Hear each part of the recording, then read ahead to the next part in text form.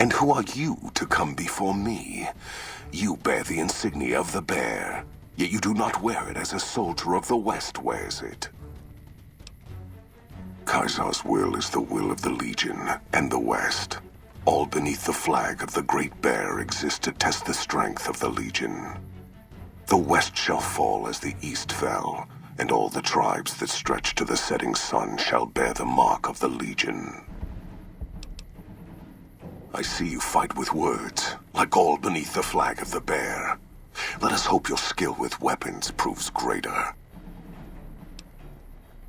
You dare speak that name. Comparing him to any man of Kaiser will only earn you a slow death. You think me some lesser man, some other legate? I am the first of the Legion, and this gate to the West shall be ours this day. So you seek quarter? Terms of surrender? Our roads into NCR are hung with the bodies of those who attempted to negotiate with us. Save your speeches. We will take Hoover Dam and move forward until our feet crush the setting sun beneath them. I have no need to hold it. Anything the West sends against me shall break against the wall that is the Legion. You think we would march without a means of resupply? We have the fort. We will have the dam. Other communities will fall. And we shall harvest as we move west. We only need move forward. There are many towns, many slaves, ripe for the taking as the tribes from the east were. Woolpes brought the touch of Kaiser to such places. It was necessary to weaken the West, show that the Legion could strike deep into the places where NCR thought it safe. But we do not need those towns. Like Hoover Dam, there is the power within Vegas. We can harness it for our needs. Long ago, when taking Denver, I had to face such a challenge. Many died over many years to claim the city as ours. It was the lines of food and water that nearly broke the Legion's strength, and the lack of tribals near that cursed city. When I felt in that struggle, I felt as I saw the map of the West. The West is a trap. The bear has already been caught in it, and it is dying. My coming would have saved you, set your people free in ways they cannot see. War would have tested them, broken the weak with its violence, yet allowing the strong to arise. Violence gave you that strength, awakened you. I can see it upon your face, where 2 bullets left their mark. Perhaps it is unfortunate Woolpes was not here to hear your words. Something tells me you would prove more than his match. Until the day when our armies meet again, NCR. I shall wait for you on the battlefield.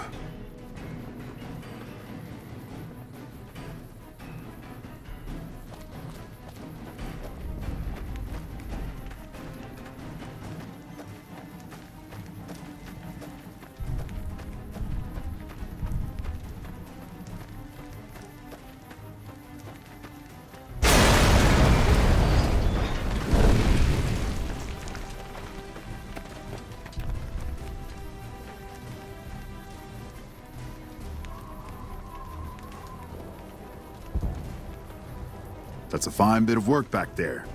Truth told, I'm surprised you made it out of there in one piece. You and the dam. I'm impressed to say the least, and that's no easy thing. You've secured NCR's future. The administration sends its thanks for what it's worth. We clean up, take prisoners, watch the east for any more trouble from the Legion. Though I think they're still running, according to our scouts. After that, we'll see what happens when the dust settles and how the Mojave looks now without Caesar coming for its throat. Something tells me we better enjoy this breather while we can. And if that means Vegas, then you and the troops have earned it.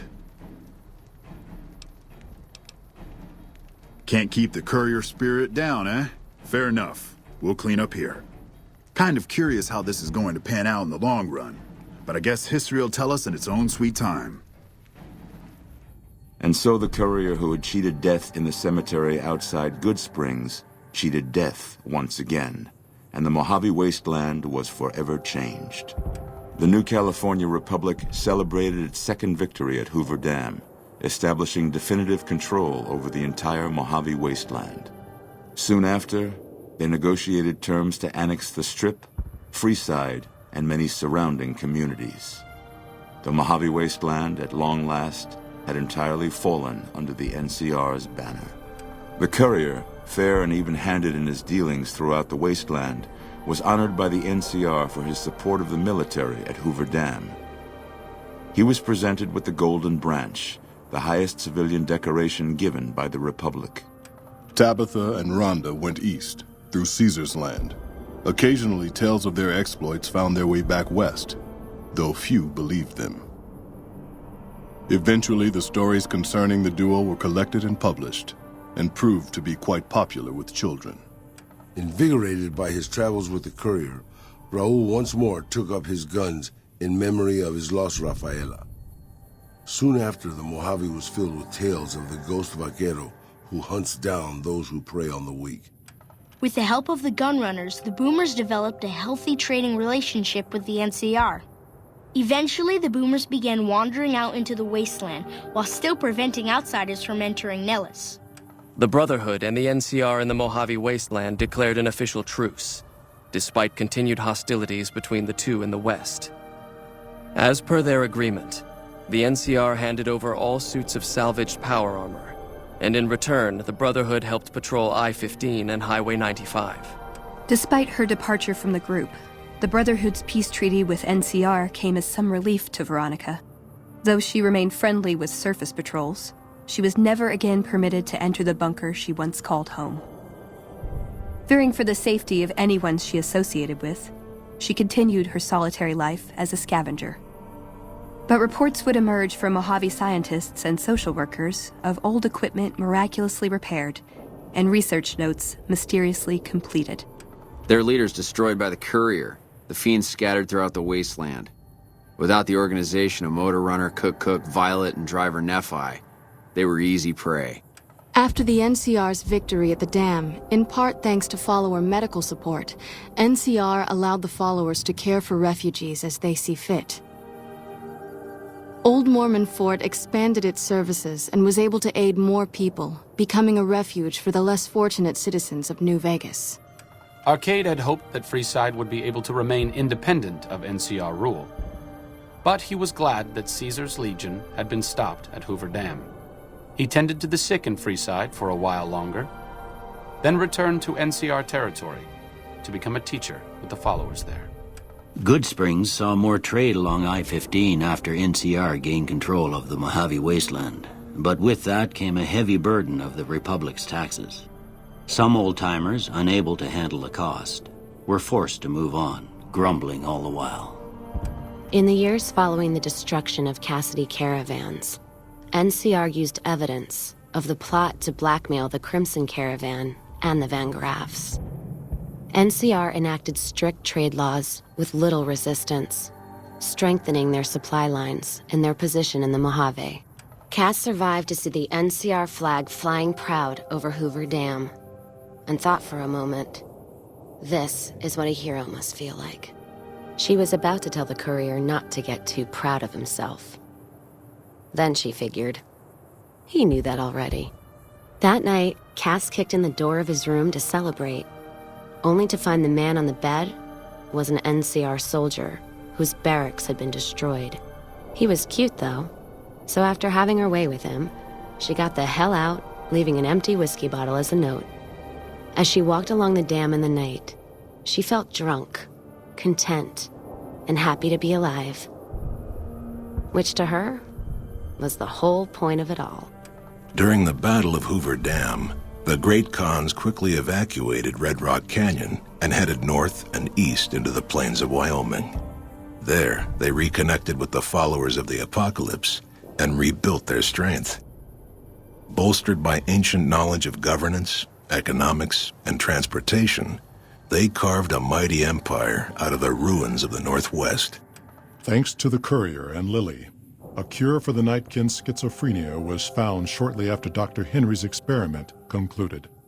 Nightkin and other super mutants in the wasteland flocked to Jacobstown, and the town became known as a haven where a mutant could find peace. Lily continued to take her medicine at half doses, and although she remembered her grandchildren, her mind remained muddled and confused. Eventually, she parted ways with the courier and traveled west, seeking the remnants of her past.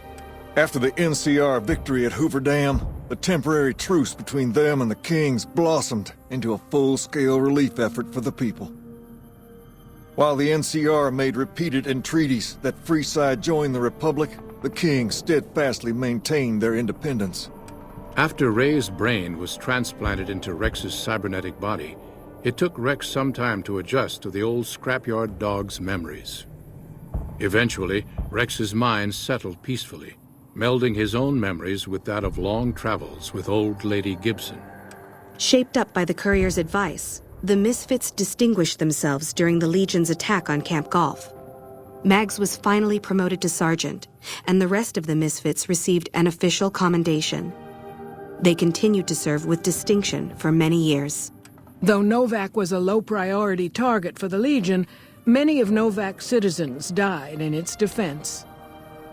In the weeks that followed, several bright followers returned to Novak to help restore its defenses, allowing it to remain independent of NCR. Looking for a place where he could be of some use, Boone found himself re-enlisting with his old unit. Though his regrets remained in his thoughts, they coalesced into a purpose, and Boone embraced it. He spent his leave time hunting down slavers in the desert, his first recon beret the last thing they never saw. After Hoover Dam, the leaderless powder gangers at the correctional facility vanished into the wastes, leaving the prison empty. The correctional facility became another abandoned ruin in the wasteland, its carcass occasionally picked over by enterprising prospectors. After the Vault 19 powder gang surrendered to the NCR, they were reincorporated into the correctional system. The NCR did increase their sentences, and they aren't about to take off time for good behavior. After Hoover Dam, NCR helps rebuild Prim as a major stopping point on the Long 15. Though Prim citizens chafe under NCR's taxes, they benefit greatly from the increased protection and merchant traffic.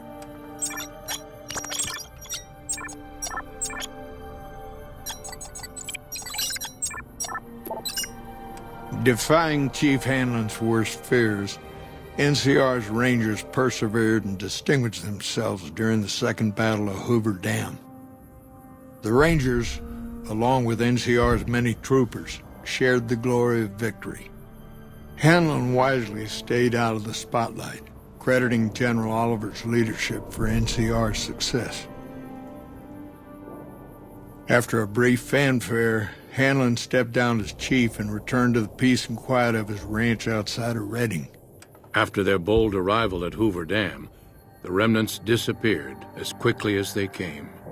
Legends of their power spread throughout the Southwest, a reminder of why people once feared the sight of vertibirds in the sky. And so the Courier's Road came to an end, for now. In the new world of the Mojave Wasteland, fighting continued, blood was spilled, and many lived and died just as they had in the old world. Because war never changes.